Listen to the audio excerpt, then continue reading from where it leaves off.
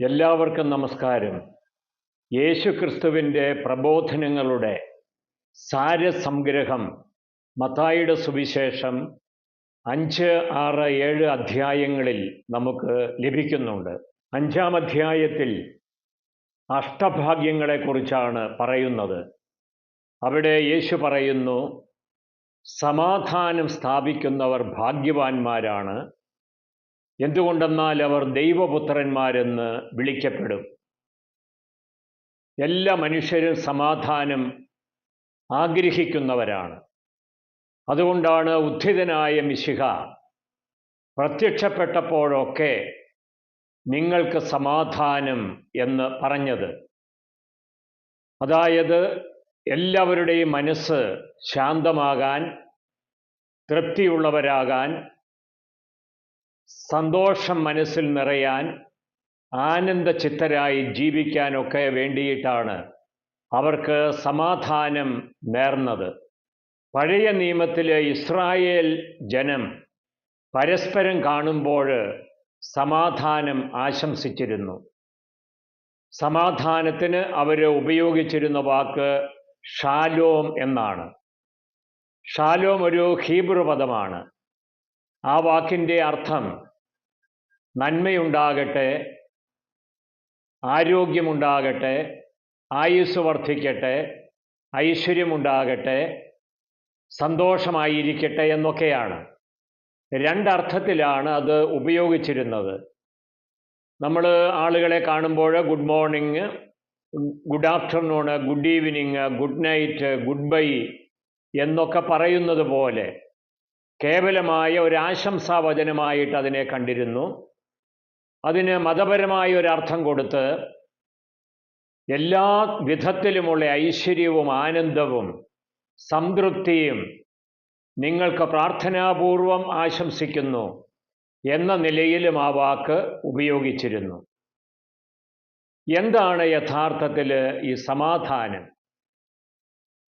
സമാധാനം എല്ലാം ക്രമമായിരിക്കുന്ന അവസ്ഥയാണ്, സംഘർഷമില്ലാത്ത അവസ്ഥയാണ്, ശാന്തമായ അവസ്ഥയാണ്,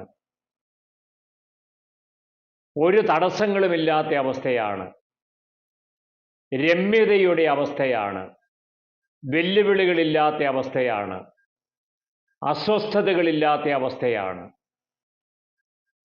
അങ്ങനെയെങ്കിൽ ചോദിക്കാം, ഇത്തരത്തിലുള്ള ഒരു അവസ്ഥ നമ്മുടെ ശ്മശാനങ്ങളിലുണ്ടല്ലോ, സിമിത്തേരികളിലുണ്ട്. അതിനെ നമുക്ക് സമാധാന അന്തരീക്ഷം എന്ന് പറയാനാകുമോ? അത് നിഷേധാത്മകമായ അർത്ഥത്തിൽ, സാങ്കേതികമായ രീതിയിൽ പറഞ്ഞാൽ അതിനെയും നമുക്ക് സമാധാനമെന്ന് വിളിക്കാം. എന്നാൽ സമാധാനം എന്നതുകൊണ്ട് ബൈബിളിൽ അർത്ഥമാക്കുന്നത് ഇത്തരത്തിലുള്ള നിഷേധാത്മകമായ അവസ്ഥയെ അല്ല, പകരം നിറവിനെയാണ്, തികവിനെയാണ്. എല്ലാം പൂർണ്ണമായിരിക്കുന്നു എന്നുള്ളതുകൊണ്ട് മനുഷ്യന് അനുഭവപ്പെടുന്ന വലിയ ഒരു സംതൃപ്തിയും സംരക്ഷണബോധവും ആത്മവിശ്വാസവും എല്ലാമാണ് സമാധാനം. സമാധാനത്തിന് 2 മാനങ്ങളുണ്ട് എന്ന് കാണാം.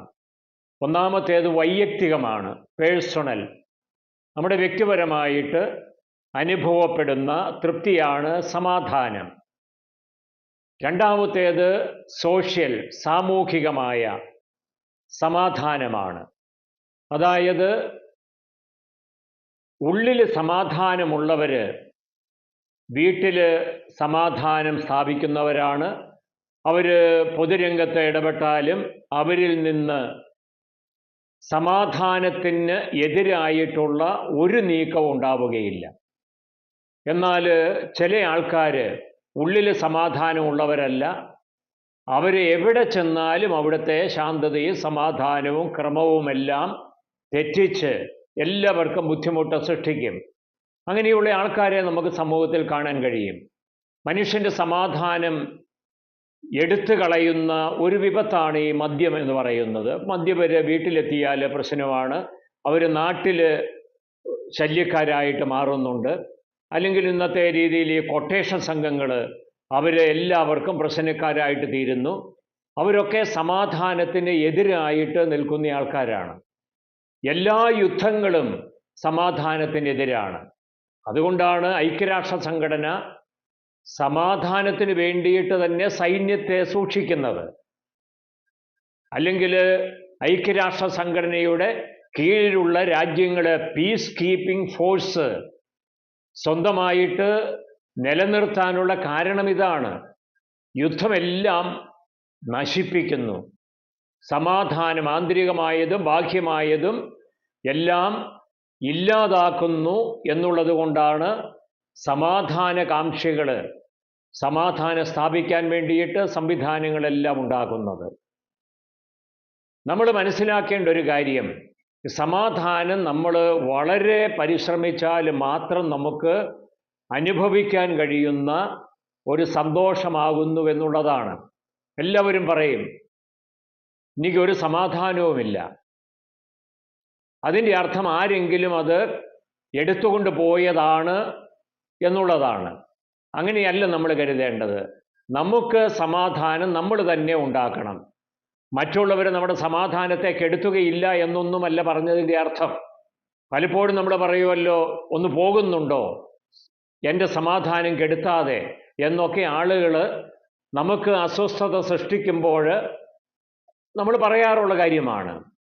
ഒരു കാര്യം നമ്മൾ വളരെ ശ്രദ്ധയോടെ ഓർമ്മിക്കേണ്ടത്, നമ്മുടെ സമാധാനത്തിൻ്റെ സ്ഥാപകർ നമ്മളാണ്.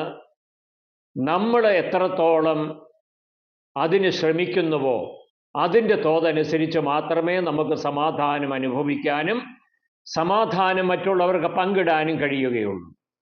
എനിക്ക് സമാധാനമില്ലെങ്കിൽ മറ്റുള്ളവരെ സമാധാനിപ്പിക്കാനും എനിക്ക് സാധിക്കുകയില്ല. ഞാനൊരു കഥ വായിച്ചത് ഓർമ്മിക്കുകയാണ്. സമാധാനത്തെക്കുറിച്ച് ഒരു ചിത്രരചന മത്സരം നടക്കുകയാണ്. വലിയ തുകയാണ് പാരിതോഷികമായിട്ട് പ്രഖ്യാപിച്ചിട്ടുള്ളത്. നമുക്ക് ഇഷ്ടമുള്ളത് വരയ്ക്കാം. വിധികർത്താക്കൾ ഏറ്റവും മികച്ചതേത് എന്ന് നിശ്ചയിക്കും. ഒരുപാട് പേര് പങ്കെടുത്തു. പല ചിത്രങ്ങൾ സമാന സ്വഭാവമുള്ളതായിരുന്നു. പലരും വരച്ചത് പ്രശാന്തസുന്ദരമായൊരു കടൽ തീരം, ധാരാളം ആൾക്കാർ പലയിടങ്ങളിലായിട്ട് നടക്കുന്നുണ്ട്. ഒരു മനുഷ്യന് അവിടെ കടലിൻ്റെ വിശാലതയിലേക്ക് നോക്കി ധ്യാന നിമഗ്നനായിട്ടിരിക്കുകയാണ്. അയാളുടെ ചുറ്റും മുഴുവന് ശാന്തതയാണ്. മറ്റൊരു ചിത്രം ഇങ്ങനെയായിരുന്നു. ഒരു പുൽമേട്, ആടുമാടുകൾ മേഞ്ഞു നടക്കുന്നു. അന്തരീക്ഷം പരിപൂർണ നിശബ്ദതയിലാണ്.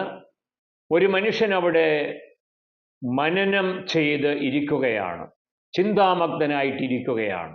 അയാളെ ശല്യപ്പെടുത്താൻ ഒരു മനുഷ്യനും ഇല്ല. മറ്റു കുറേ ചിത്രങ്ങൾ ഇങ്ങനെയായിരുന്നു. ഒരു മനുഷ്യന് ഒരു ആരാധനാലയത്തിൽ ദൈവത്തെ സ്തുതിച്ച് പ്രാർത്ഥിച്ച് ശാന്തനായി ഇരിക്കുകയാണ്.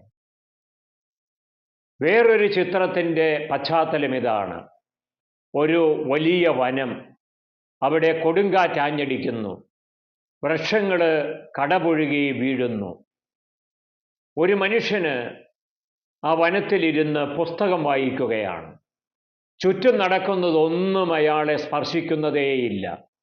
അയാൾ ആ പുസ്തകത്തിൽ ശ്രദ്ധ കേന്ദ്രീകരിച്ച് വായന തുടരുകയാണ്. സമ്മാനാർഹമായി തീർന്നത് ഈ ചിത്രമാണ്. എന്തുകൊണ്ടായിരിക്കാം?